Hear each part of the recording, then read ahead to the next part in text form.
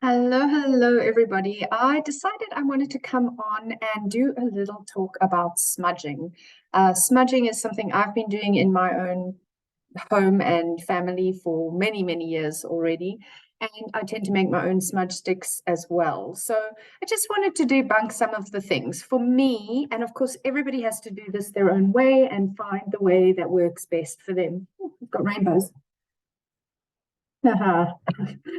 You can tell by my Rainbow Wisdom name, I'm a rainbow fan. When it comes to the way that I like to smudge, we can look back at what is smudging, and traditionally smudging is done with sage, particular sages, some would even say. But for me, you can kind of smudge with anything. You can even really smudge with incense or use essential oils, but generally it is the burning of herbs. So like this is one of my smudge sticks. It's one that's obviously been in use. And this is I think it's called mpepu. It's a South African herb that is from the sage family. This is another one of mine also in use. That is a lavender one. I do rosemary ones, and I'm actually just making some at the moment. So this is kind of one that's not dried yet. Oh, it smells fabulous. And you can see neatness is not my thing. For me, the most important thing, I mean, sometimes you see these beautiful little ones you can buy. I do sell mine, but mine are just rustic. That's just how I am. But you get these beautiful, neat little smudge sticks in a lot of shops, and those are beautiful. But it's just the way that it works for you, because the most important thing is intention for me, intention. So if you buy smudge sticks and you just buying them from a company and you know that that company is good and you know the intention going into those smudge sticks is in alignment with you, then that's awesome. If you make your own smudge sticks, you can put your intention into the smudge sticks as you're doing them. And literally, intention is like computer programming. Not that I can do any computer programming, let's just be clear. But just as you would code things into the computer so that it can do a certain job, when we are using our intention, we're using our thought frequencies and our heart frequency to program our intentions into whatever it is we're doing. So whether you're making an elixir, whether you're making a smudge stick, whether you're making breakfast, it doesn't really matter. If the intention coming from your heart coherence and your thought vibrations are aligned, then you can't really go too far wrong. So try to allow yourself a little time to play and experiment with these things, because it always feels awkward when you start something for the first time. But for me, anytime I'm mixing oil blends or making smudge sticks or anything like that, I feel like a little apothecary, and I just love the energy of tuning in. And for me, because of who I am, symbolism, intention, archetypal work, all of that is really, really important. Obviously, astrology is huge in my world, as are crystals and all sorts. So I will often use those within my intentions. So if I understand I'm now making smudge sticks at the full moon, for example, the Sagittarius full moon portal. So now I'm going to think, what does the archetype of Sagittarius bring in? What is its opposite archetype of Gemini? How can I infuse these smudge sticks with the intention that is aligned with the planetary alignment right now, that can potentize my smudge sticks, whether I'm using them, whether another person is using them, they are potentized with this good energy.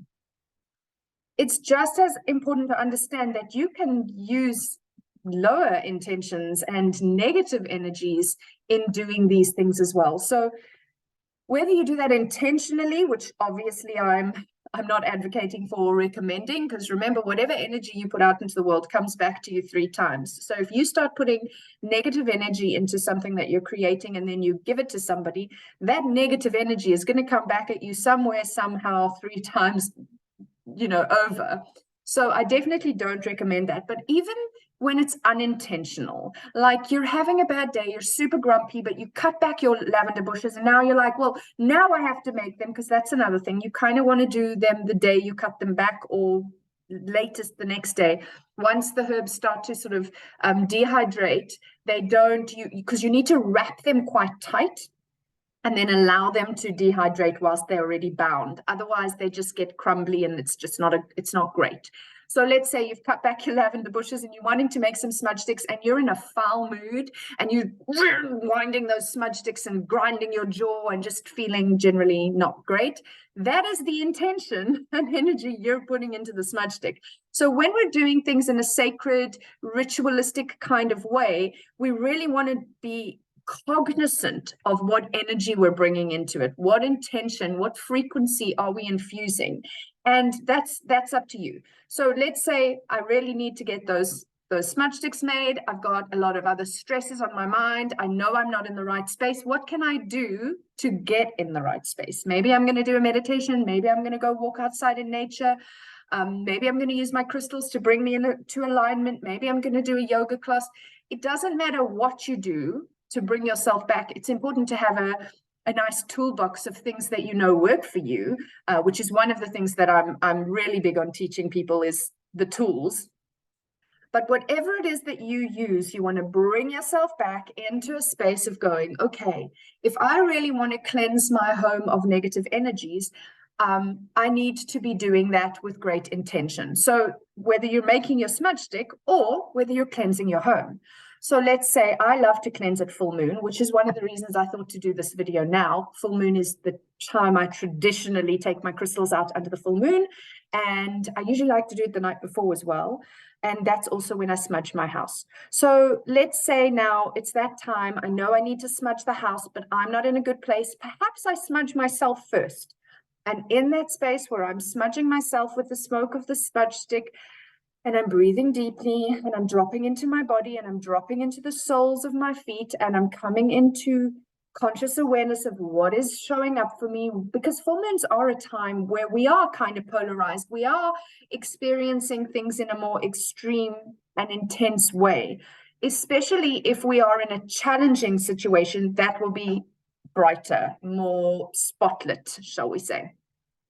So take that time to get yourself grounded, and then you move into your home to smudge it, and then you bring intention. So there's so many different ways you can do this.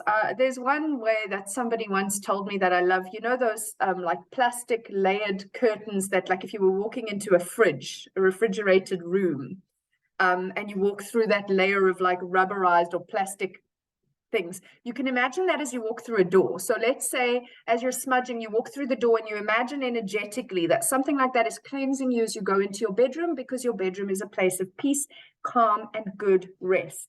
And then when you're in your bedroom, you're smudging with those intentions. I love to work extra into the corners or drain points in a home. And all the while, and the window spaces, and all the while, if you're in the bedroom and you're thinking about what you need, what is the intention? I want to bring peace. I want to bring good sleep. I want to bring whatever it is into your bedroom space. Passion, you can bring whatever, but you set your intention and energy.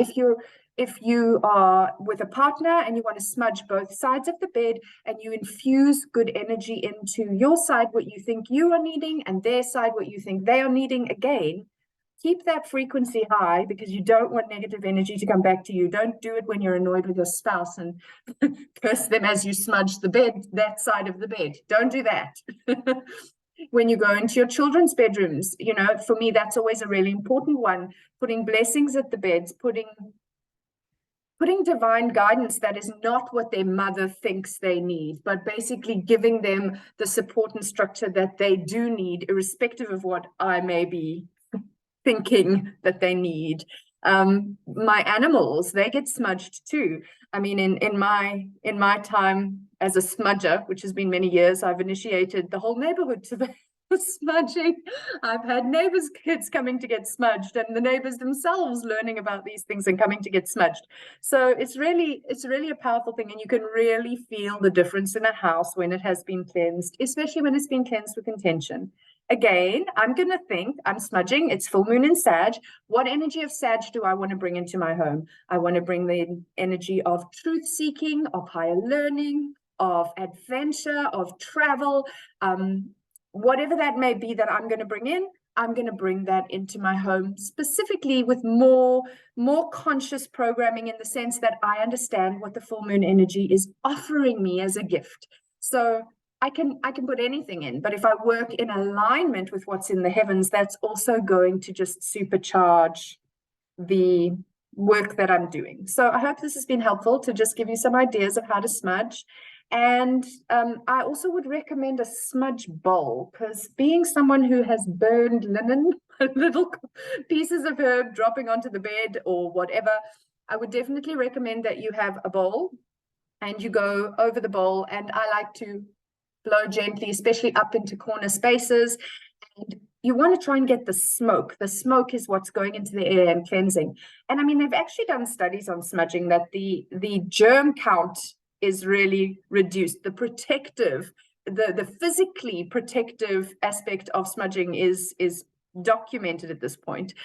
So it's not just the energetics of it, it's actually physically cleansing. And in days of old, that's how they would help people with things like asthma, or I mean, the lavender sellers during the plague didn't get sick because they were surrounded by the lavender, and the lavender was filled with antibacterial properties. So, you know, there's science to it as well. So if that's your into allowing yourself to start smudging your house, then go with that, whatever works.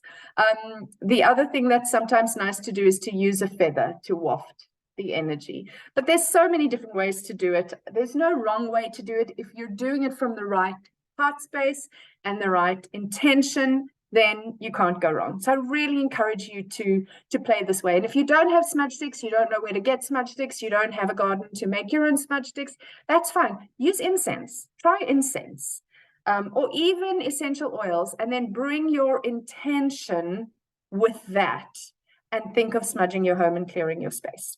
I hope you've enjoyed this, and I look forward to hearing any of your comments, and share any wonderful tools and tips and techniques that you've found particularly helpful, or any questions that you have around this topic. Have a beautiful full moon.